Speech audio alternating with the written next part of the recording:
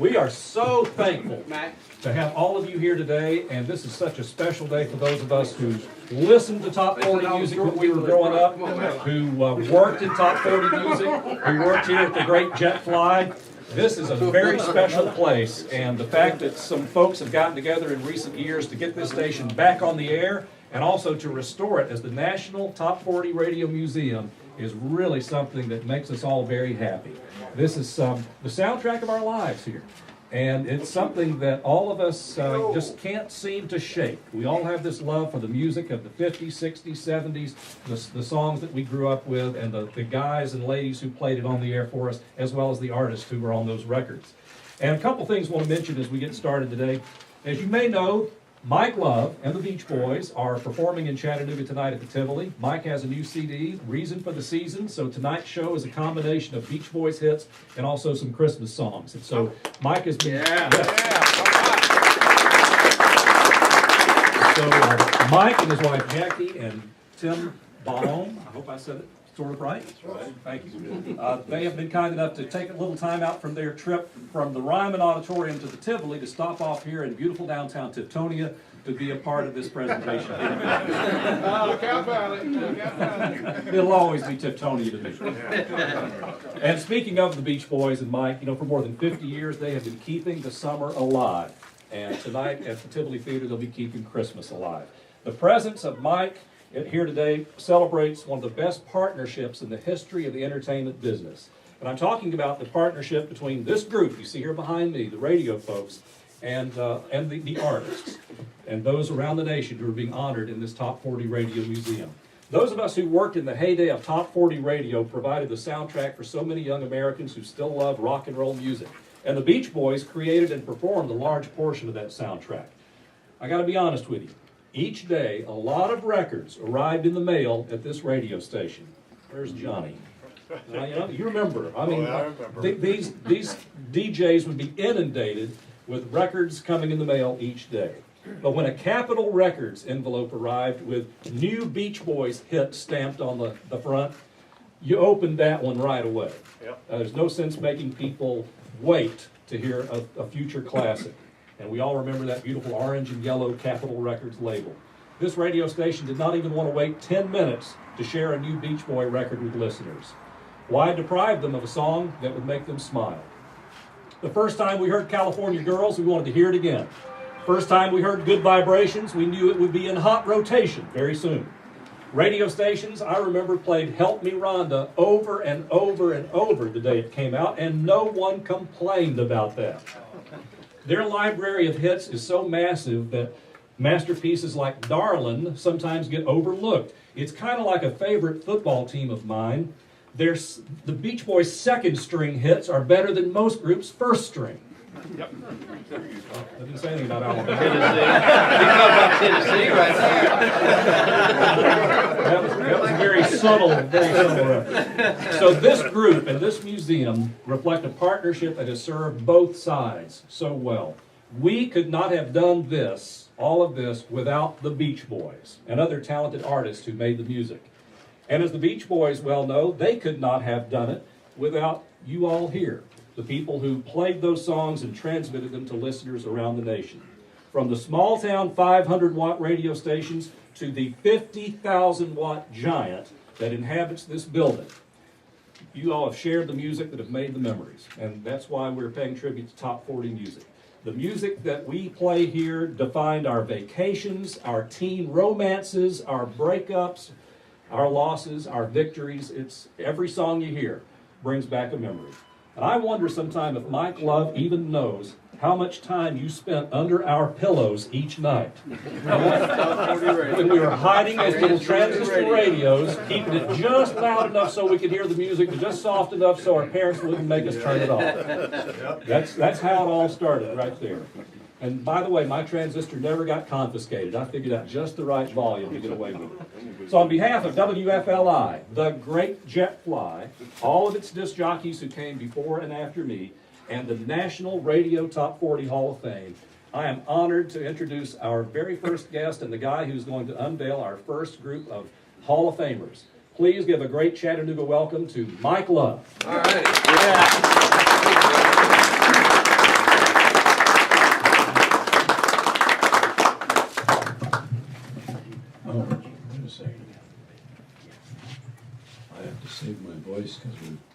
Tivoli. But I want to thank you for inviting me to come to this very, very special occasion. And all those nice things you said. By the way, we went to school underneath our pillars too. You know, we listened to the R&B stations, what the Everly Brothers and Chuck Berry was a big deal. We also liked the sound of these guys called the Four Freshmen who did this 4-part harmony, and we just fell in love with that. So we applied the Chuck Berry-ness of it all and the rock and roll and the Everly Brothers blend along with the Four Freshmen sophisticated harmonies, and that came up with the Beach Boys sound. You know, my cousin Brian and I were about a year apart in age and did so many songs together. We used to walk home from Wednesday night youth night at Angeles Mesa Presbyterian Church singing Everly Brothers songs, not in 2-part harmonies, but 3, along with my sister, who played harp on Catch a Wave and In My Room. And she also played harp on the new album, which is a holiday album, Christmas album. It just came out about a week ago and debuted at number 4 on the holiday charts, which is amazing. Barbara Streisand came in at 2. So we're gunning for her. No, but we did Christmas carols, the sacred music, the stuff that we grew up singing as a family and stuff. And the song "Reason for the Season," it's a rock and roll based song. It's actually boogie woogie, but it talks about reminding people that Christmas is essentially a Christian holiday. You know, sometimes a lot of people lose sight of that with all the trappings and all the commerciality and stuff. But just literally talk about Jesus taught love or preached love. There can be no debate. The saints have always said only love can conquer hate. Hope we all can do what we've been taught. Love's the most powerful weapon we got. And with all the dissension and silliness in the world, I think it's definitely needed, that message anyway. And the message has been going out from this location for many decades now, and we are honored to be here and appreciate so much all the work that so many lives went to making so much entertainment for all the people. They just turn on their radio, whether it was a transistor or their car radio or whatever it may be, and get the greatest entertainment. People from the artist side pour their heart into making these records, whether you like them or not. They all tried their best. We were blessed and fortunate to still be being played on, radio to this day, and many of the songs you mentioned. And what's wrong with Fun, Fun, Fun? I didn't hear that one. I didn't have time. What the heck? I mean, did you mention I Get Around? Or no, I'm not sure. But anyway, I am particularly honored to be here, and I came for the outfit, actually. You got your City of Chattanooga pin. I do. Thank you for the City of Chattanooga pin. And anyway, I'm very honored and humbled, and I just this is just an awesome event. This is great. Thank you for inviting me, and thank you for putting together. And may this WFLI thing last forever. Amen. How about this? Can you tell us, long live the great jet fly? Long live the what? The great jet fly. Wow. Yeah, you can do That it. sounds like a big bug. Long live The great jet jet fly. fly. Thank you, Mike.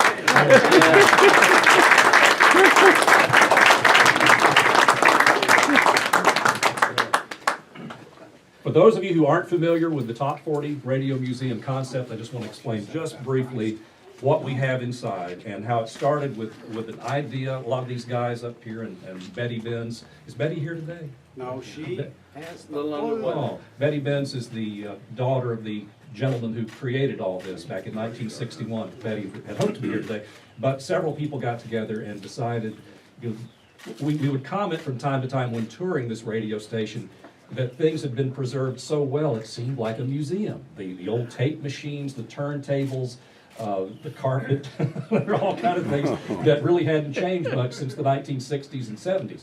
And it just had that top 40 feel. If somebody wanted to make a movie about top 40 radio, this was the place to come. You wouldn't have to change a thing. But we have cleaned it up, and we have fixed it up and put some great displays in there honoring those who have been top 40 celebrities over the years. And the important thing to remember is this is going to be more than just a radio station. This is a museum that celebrates 4,000 radio stations that once influenced popular culture, that introduced you to Elvis Presley and the Stones and the Beatles and the Beach Boys and Aerosmith and all the others. And this has been going on here since February of 1961. The 50,000 watts came a few years later, but that's certainly been a great calling card for this station and made it one of the most influential radio stations anywhere. And among the things you see in here are the turntables and the old AP and UPI machines, the old control boards that happened pre-computers. Gene Lovin is on the air live every afternoon from 2 to 7, just like he was back in 1970, except now he's better, incredibly enough.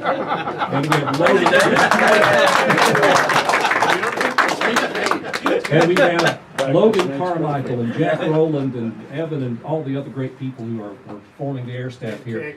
Ben Cagle, who's right here and also has an excellent daily show.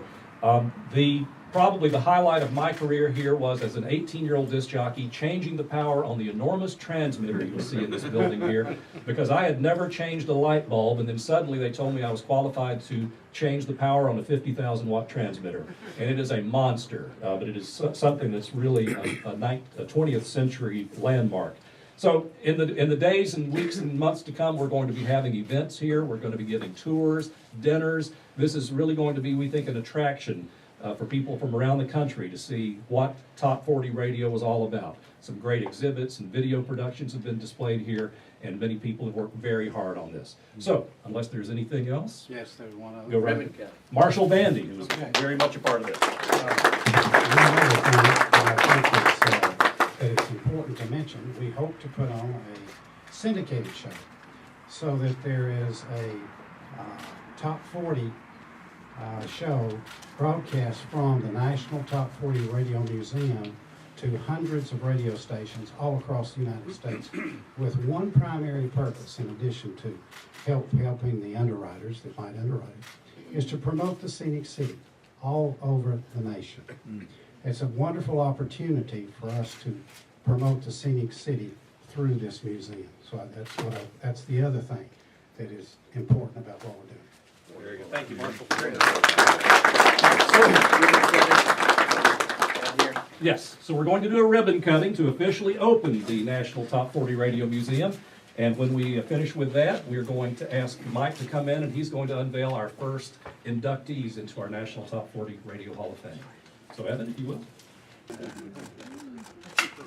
All right.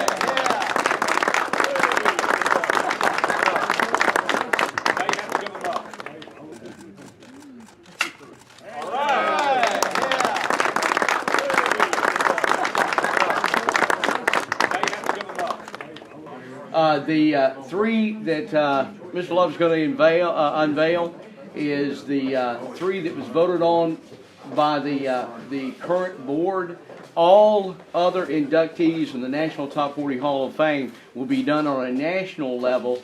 We'll take nominations and they'll vote online across the country, and then every year we'll induct more, and this is the wall that'll prevail out. But he's going today unveil the three.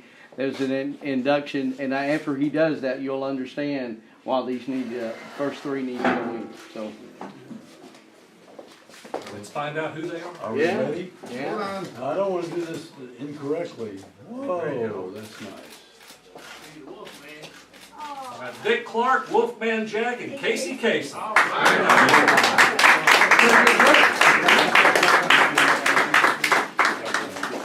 This fella here, Wolfman Jack, we used to listen to him when we were in Minnesota. He had 250,000 watts, and they were broadcasted out of Mexico. And he was an amazing guy. His real name was Bob Smith. Wolfman Jack to everybody. Tell us about Dick Clark. He was a really neat guy. Dick Clark we have an opening video for our show. And Dick Clark is in it. And I hope some of you can see it tonight.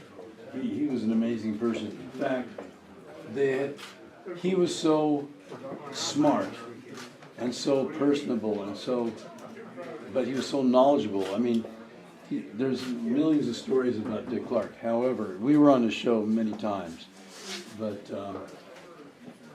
he was so smart that he had the publishing, he had the management, he had everything.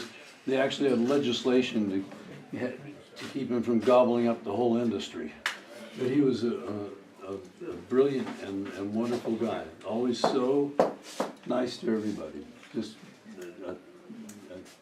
just a really fantastic guy. Casey Kasem was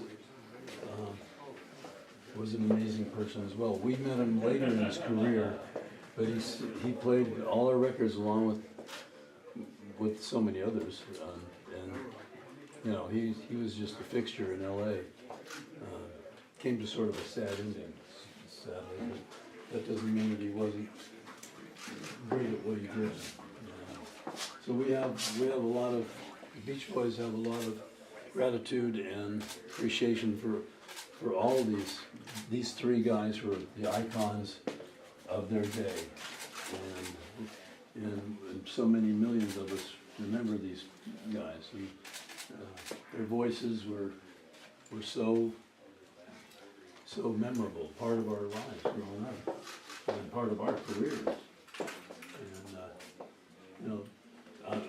And in fact, seeing this today, I want to put Wolfman Jack and his fantastic signature voice in along with Dick Clark in our opening video, because he belongs in it.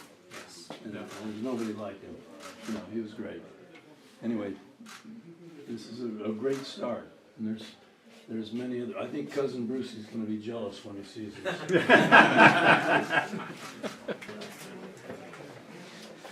Look right here.